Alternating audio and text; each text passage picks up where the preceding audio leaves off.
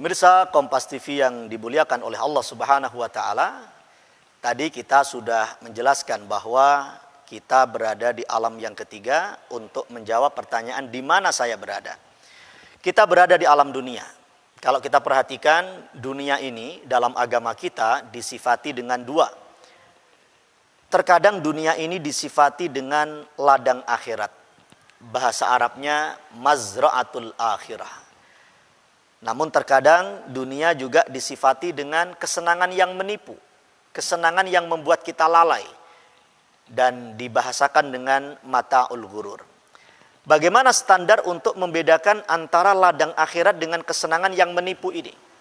Sebenarnya standarnya mudah, tapi tentu yang sulit adalah melakukannya, mempraktekannya.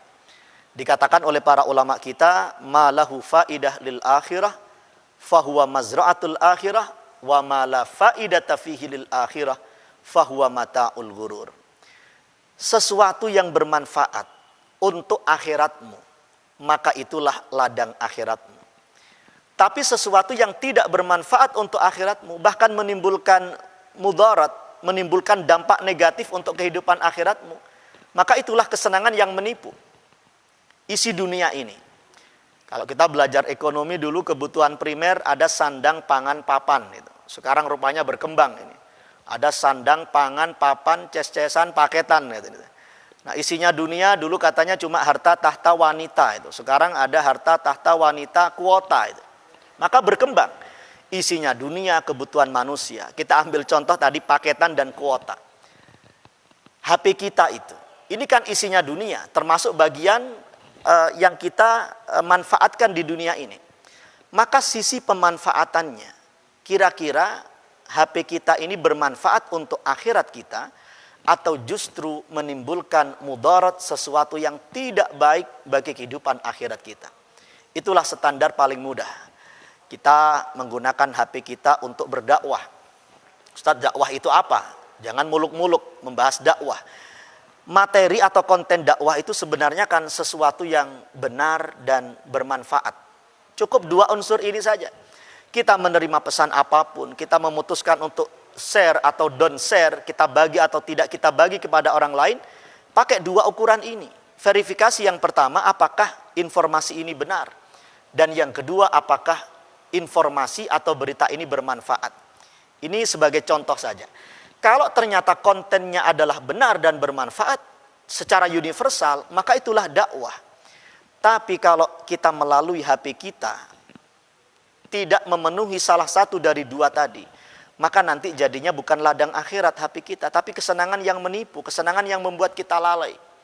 Kadang ada berita itu benar tapi tidak bermanfaat, maka itulah ghibah. Karena ghibah itu sesuai fakta tapi tidak bermanfaat, menyakiti orang lain.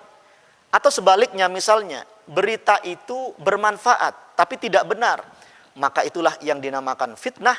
Kembali kepada konsep tadi, berarti ini adalah mata'ul ghurur. Inilah pertanyaan yang kedua, dan ketika kita lanjutkan ke pertanyaan yang terakhir, bagi kita yang ingin berikhtiar dan berusaha untuk menjadi makhluk spiritual, adalah pertanyaan kemana saya akan pergi. Dan ini pertanyaan yang sangat terkait dengan pertanyaan yang ketiga tadi. Ketika kita ditanya kemana saya akan pergi, maka tadi sudah kita sampaikan, setelah alam dunia adalah alam kubur, dan yang keempat adalah alam akhirat. Kehidupan abadi yang selama-lamanya, yang bila dibandingkan dengan kehidupan dunia tidak ada apa-apanya. Usia umat Nabi Muhammad tadi di alinea pertama telah kita jelaskan, adalah antara 60 sampai 70 tahun. Terus nanti di alam akhirat seperti apa? Kita berada di alam barzakh sampai nanti kehancuran alam semesta. Nanti di alam akhirat, satu hari di akhirat bagi penghuni neraka itu satu hari sebanding dengan 50.000 tahun lamanya. Na'udzubillah min dzalik. Berarti tidak ada apa-apanya.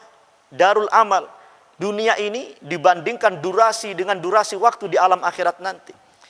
Maka para pemirsa Kompas TV yang dimuliakan oleh Allah, ketika manusia sudah meninggalkan alam dunia ini, ada dua kemungkinan. Kemungkinan yang pertama, dia meninggal dunia membawa dosa tapi dosanya dalam keadaan sudah diampuni oleh Allah Subhanahu wa taala. Semoga kita termasuk kelompok kategori manusia yang pertama ini. Setiap kita pasti punya salah, kullukum khatta'un.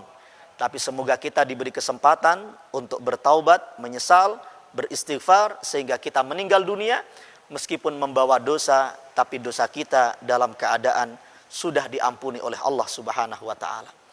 Tapi kemungkinan yang kedua, kategori manusia yang kedua, meninggal dunia membawa dosa tapi dosanya masih belum diampuni oleh Allah Subhanahu wa taala. Meninggal dunia, salatnya masih belum beres, puasanya masih punya hutang, belum sempat dia qadhakan padahal ada kesempatan. Ada hak adami, pernah melukai orang lain, pernah menzalimi orang lain, melakukan penganiayaan terhadap orang lain, atau mungkin mengambil harta orang lain, belum kita bereskan. Padahal sudah meninggal dunia, pintu amal sudah tertutup, pintu taubat juga sudah tertutup. Maka kita perhatikan salah satu ayat Al-Quran, wa tibtum fadkhuluha khalidin. Kamu sudah bersih nih, kamu sudah suci, masuklah ke dalam surga selama-lamanya. Berdasarkan ayat ini sebagian ulama menjelaskan bahwa manusia itu masuk surga syaratnya kalau sudah bersih dari dosa. Nah, kalau dia masih hidup, dia masih punya kesempatan untuk taubat, beristighfar. Tapi kalau sudah meninggal dunia, yang tadi kita katakan pintu amal, pintu taubat sudah tertutup. Maka bila dia iman dan Islam, maka ada potensi dia masuk surga. Tapi ketika masih belum bersih, maka dia akan dicuci terlebih dahulu. Tapi masalahnya mencucinya tidak di sungai, tapi mencucinya di dalam neraka. Na'udzubillah min dzalik. Kita sebagai orang yang beriman dan beragama Islam tidak boleh memiliki cita-cita transit di dalam neraka. Jangan mudah mengatakan kak popo we sedino-sedino ae mlebu neraka, engko lak mlebu swarga. Jangan seperti itu, karena satu hari di dalam neraka sebanding dengan 50.000 tahun lamanya. Dan bila kita ilustrasikan siksaan paling ringan bagi orang yang ada di dalam neraka adalah ketika api neraka hanya menyentuh mata kakinya, tapi ternyata yang mendidih adalah otaknya. Tidak bisa kita bayangkan bagaimana otak mendidih selama 50.000 tahun. Itu siksaan paling ringan dan paling singkat di dalam neraka. Maka pertanyaan ini adalah pertanyaan yang terpenting. Maka kita harapkan kita benar-benar menjadi makhluk yang spiritual, yang selalu sadar siapa saya dan siapa teladan saya dalam kehidupan ini, dan di mana saya berada dan kemana saya akan pergi. Dengan pertanyaan ini kita akan terus diingatkan oleh diri kita sendiri, kemudian kita berdoa dan berikhtiar. Dan sebagai kesimpulan, ketika kita sudah punya mapping, punya peta dengan 4 pertanyaan tadi, kita ingat dengan apa yang disampaikan oleh para ulama, innamal bu'du liman dara anit tariq. Jauh itu karena kita muter dari jalan yang sebenarnya. Mengapa kita jauh dari Allah Subhanahu wa taala? Karena kita jalannya muter. Tapi kalau kita sudah meniti jalan yang benar, yang sudah dicontohkan oleh para nabi dan para aulia, para ulama, insya Allah kita akan benar-benar dekat dan mudah untuk bertaqarrub kepada Allah Subhanahu wa taala. Demikian kajian ini, semoga menjadi ilmu yang bermanfaat, ilmu yang mudah kita fahami dan mudah untuk kita amalkan dalam kehidupan sehari-hari kita.